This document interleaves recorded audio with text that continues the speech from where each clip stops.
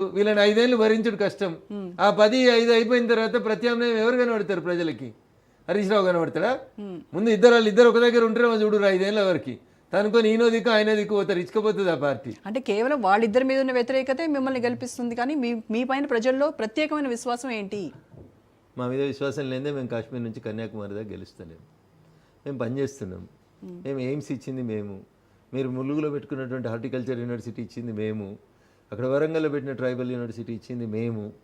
తెలంగాణ రాష్ట్రం ఏర్పాటు అయ్యేసరికి నేషనల్ హైవేస్లో 2.5% తోటి అన్ని రాష్ట్రాల కంటే తక్కువ ఉన్నటువంటి తెలంగాణని ఇలా 4.2% నేషనల్ హైవేస్ని పెంచి ఈ దేశంలో నెంబర్ 1 శాతానికి తెలంగాణలో నేషనల్ హైవేస్ ఇచ్చిన పార్టీ భారతీయ జనతా పార్టీ.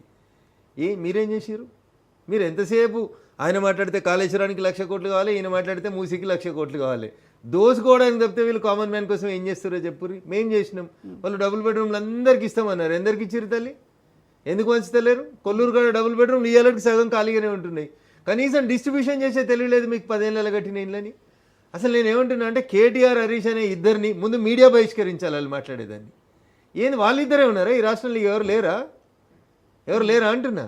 మేమంతా కామైంది ప్రజల చేత ఎన్నుకోబడిన వాళ్ళం కాదా? చూపిస్తుంది కదండి, ఎప్పుడు చూపిస్తుంది?